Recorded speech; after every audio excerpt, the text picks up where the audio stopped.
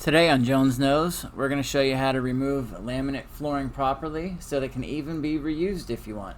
It's so beautiful, you and me. We meant to be in the great outdoors, forever free.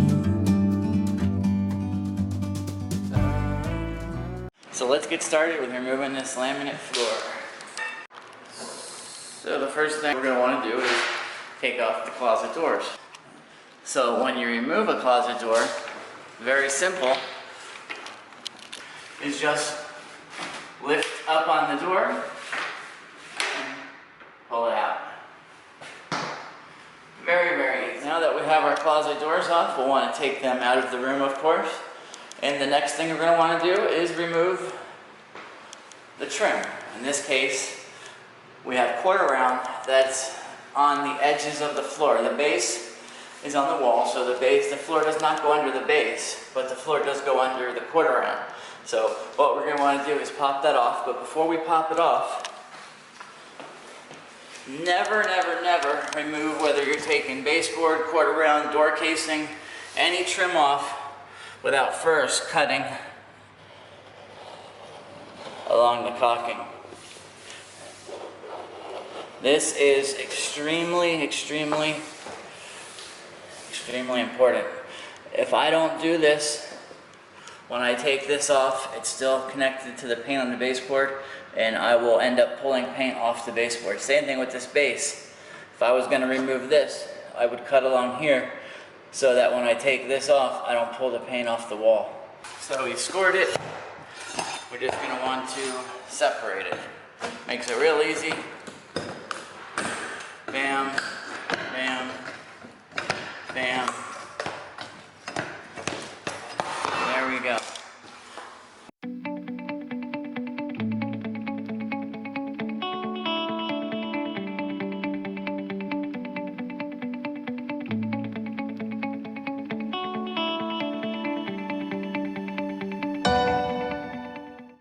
Well, taking the quarter round off is a job all in itself.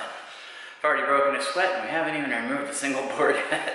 So now it's time to get to the real work, which is removing the flooring. Again, the most useful tool today is going to be our standard pry bar. Oh, look at that, a stray piece of quarter round. We'll get that out of here. So what I want to do is, now that we've got the quarter round up, is start on the long part. You don't want to start, these are all the ends of all the boards, you don't want to start over there. You want to start on a long wall. The boards are running across. And you're going to want to take the end of your pry bar and you want to do is just use that. The first one's the hardest one to get, but you're just going to want to use that to lift up, and if you can get it under the floor, even better.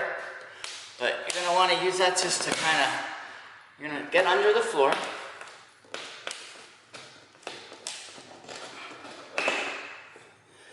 Got it under the floor now.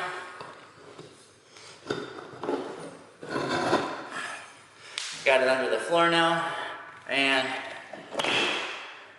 lift up. Look at that. The whole row. It's now standing up. And I pull it, flip it right over. Now once you get that first row up, or that first board up, it's a lot easier. We won't need to use the pry bar anymore. We can just use our hands. Let's take, these are the boards we got. And actually turn them back over. And then we can just take these boards, just lift it up. It comes unclipped at the end joint. And now that I can grab the side of the board, I don't need to use the pry bar. I just do the same thing again. I then lift up on the ends of the board. Now, don't make more work for yourself. You get excited, you start ripping up, throwing it all over the place. Put it in neat stacks. do yourself a favor, you're not cleaning up boards all over the floor. And neatly stack them as you're taking it up, and make it a lot easier when you're carrying it out of the room. You lift it up, and put it down.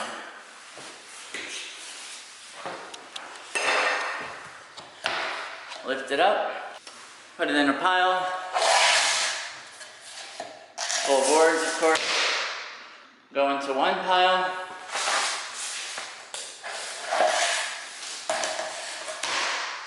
and I like to actually group them in piles based on size. And now we're just going to repeat the process.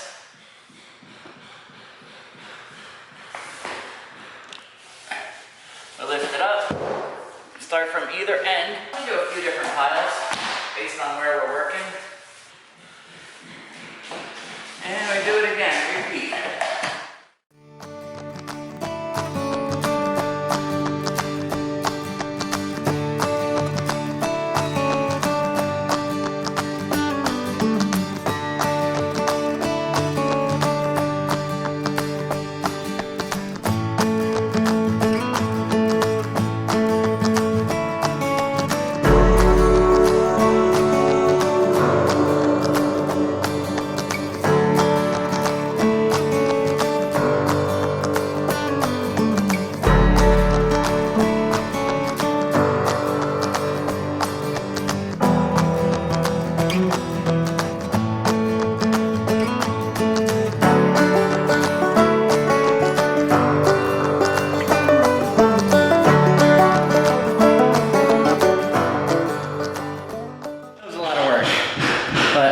See how we have it organized in piles?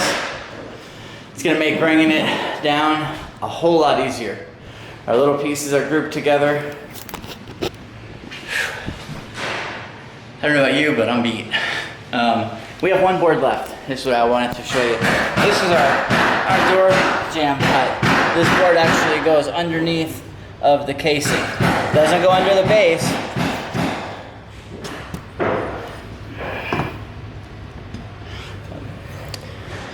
Actually goes underneath the casing. It doesn't go under the base. See, there's some space.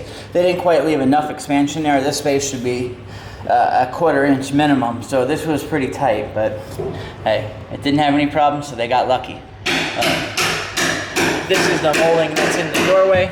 So this molding is going to be glued down. So we're going to go back to our pry bar.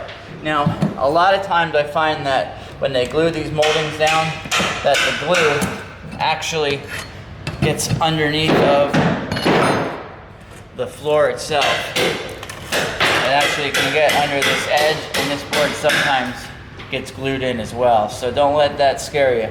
But what we're going to want to do, we can't lift this up because, or we can, but it's a little more difficult because it's underneath of here. So the best thing to do with this is we'll take our pry bar here.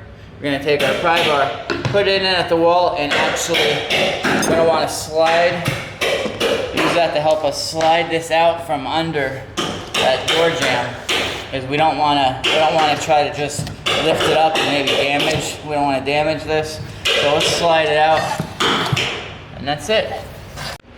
We got all the wood off, we got all the laminate up. Only thing left to do is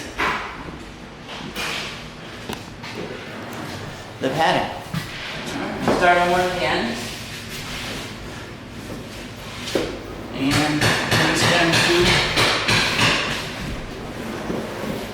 Get it as nice and tight as we can. We don't want there to be a giant thick roll. Oh, that's fast.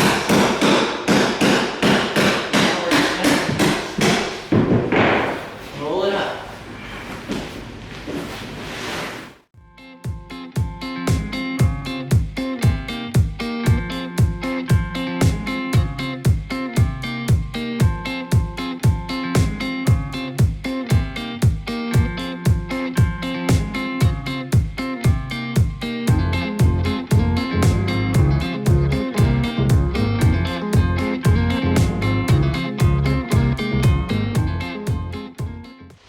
We made pretty quick work of that. Under an hour, room of laminate, completely up.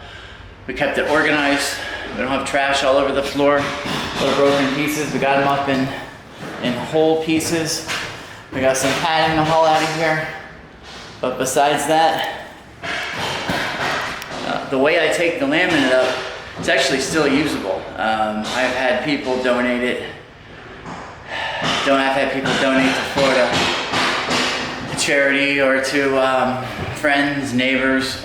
We remove some floors that are brand new sometimes, so it's not unheard of for me to actually take a floor that I removed and reinstall it in a friend or neighbor's house, or I've had people take it from their home and stick it in their office at work. I used to hear stories back in the day from my reps that would sell me some of these floors, and they told me that when these floors were first invented and sold heavily over in Europe, people would take the floors and they would install it in their home, and then when they moved to the next home, they would literally take the floor with them, just like a piece of furniture. Pack up the furniture, pack up the floor, move on to the next house, reinstall it. From 2 to 3 different homes over the years. So I'm not saying that you should do that with the laminate, but the nice thing about floating and locking floors, same with wood and vinyl with the locking system, you always do have that option to unclick it and reuse it at a later date. That's the nice thing about the locking floors. So keep that in mind. But I hope you've enjoyed the video. I hope you find it useful. Please like us and of course subscribe to see more videos like this. Thank you.